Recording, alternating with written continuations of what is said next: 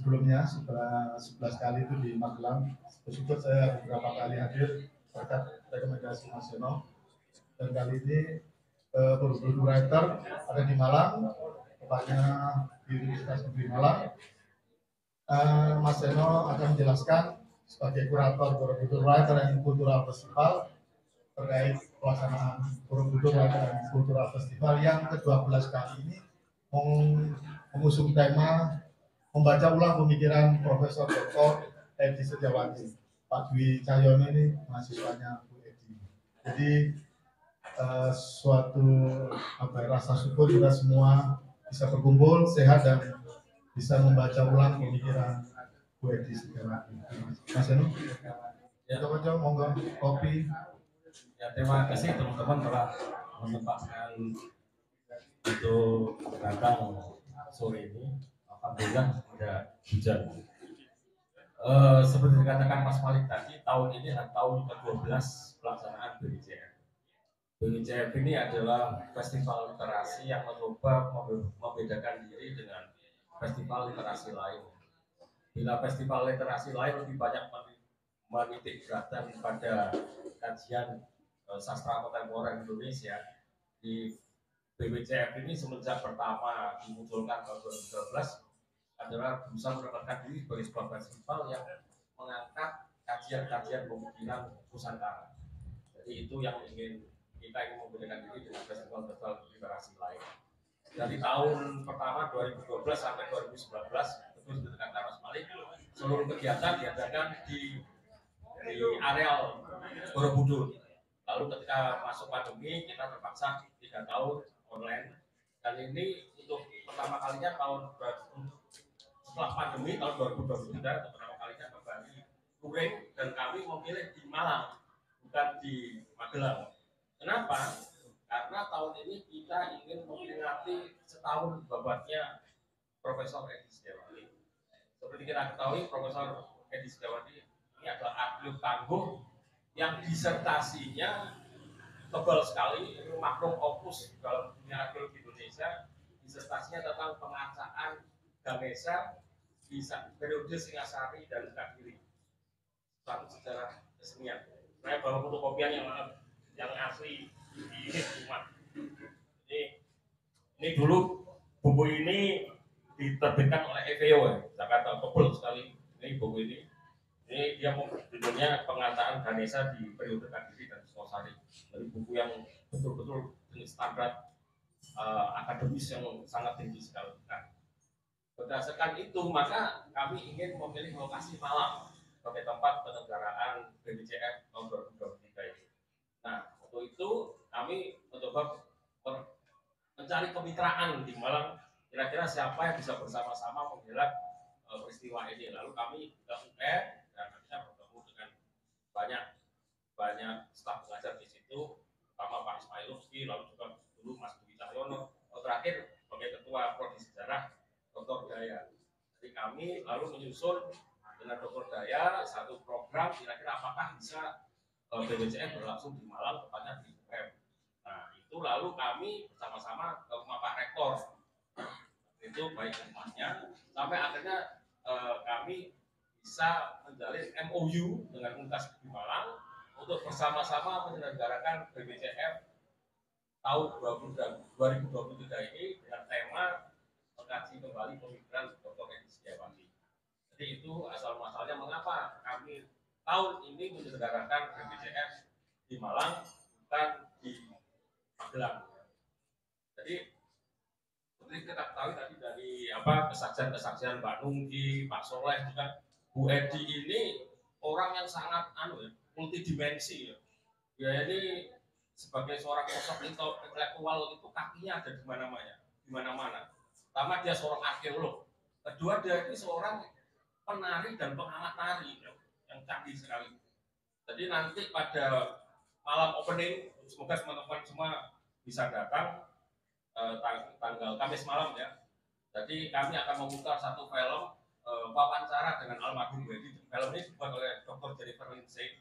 Di situ Bu Edi menceritakan bagaimana dia mulai belajar menari dan bagaimana ketika dia mahasiswa masih taraf sarjana muda, di era Soekarno itu dia sudah mengikuti misi-misi diplomatik untuk menari di luar sebagai tim kontingen Indonesia. Dan dia karena itu zaman Soekarno ya, dia masuk ke negara-negara yang waktu itu ini ya.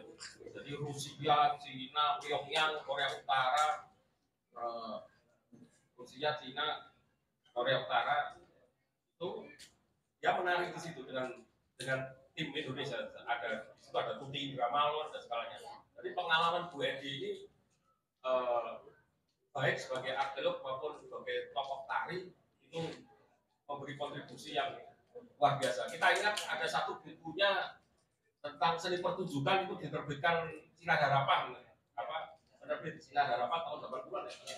Itu juga buku yang sangat berpengaruh bagi kalangan seniman dan budaya Indonesia. Jadi buku itu berisi kumpulan esai tari Bu Edi, dan di situ salah satu artikelnya di situ ada kajian Bu Edi tentang relief tari Prambanan yang menurut saya sampai sekarang tingkat akademisnya tinggi sekali, karena Bu Edi itu mampu secara rinci sekali membaca anatomi gerak tari relief di Prambanan itu dan membandingkan dengan Natya Sastra, kitab Natya Sastra dari India, kitab babon seni tari di India.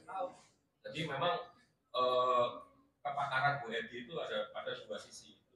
Nah, dengan merujuk kepakaran Bu Edi di dua sisi itu, maka kami berusaha membuat program-program di BPJF ini yang berkaitan dengan dua hal itu, yaitu arkeologi dan seni pertunjukan atau tari. Jadi semua turunan-turunan program yang akan kami sajikan di BPJF selama 5 hari itu berkaitan dengan itu.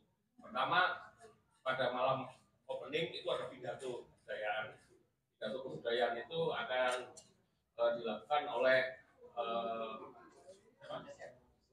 Direktur EVO Jakarta Arlo Guti, Profesor Dr. Arlo Guti dari Prancis.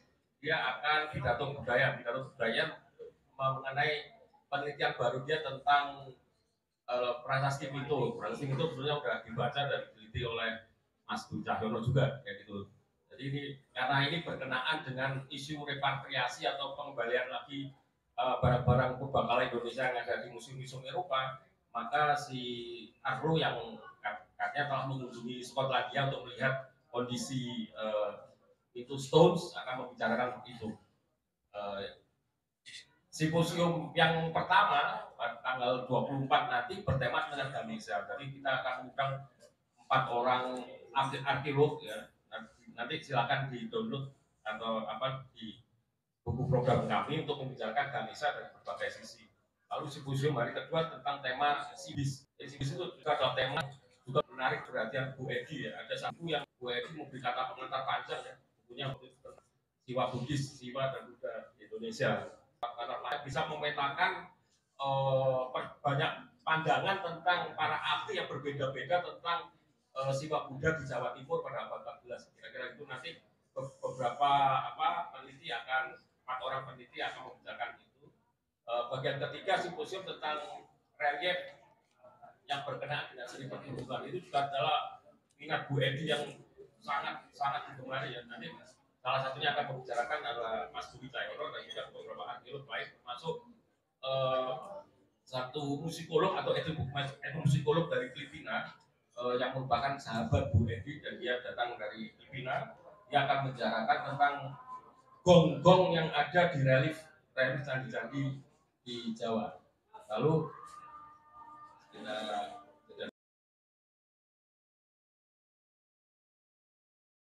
nanti Sutarji Kalsopati akan pada visi dengan penyair Abi Salmalna dan juga dari Malang Tengsu Cahyono. Nah, juga ada pertunjukan teater di Malang hari Saudara Anwari ya. Saya Mas Anwari lagi menuju ke sini dari Singosari.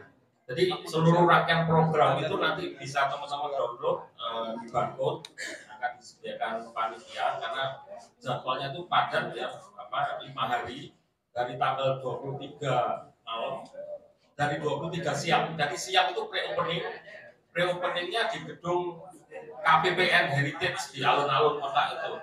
Nah, ex Karisidena. Nah, ini adalah gedung menurut Pak Dwi yang satunya lagi, Dwi Cahyono yang satunya lagi ini titik nol Malang. Jadi bangunan kolonial pertama di Malang. Nah, nanti bangunan ini sudah baru direlokasi bukan Menteri Keuangan pada bulan Februari lalu dan baru bisa dimasuki publik bulan-bulan ini ya. Jadi nanti kita ada kesempatan Mas Dwi Inggil akan menjelaskan apa namanya seluruh ruangan yang ada di bangunan heritage itu.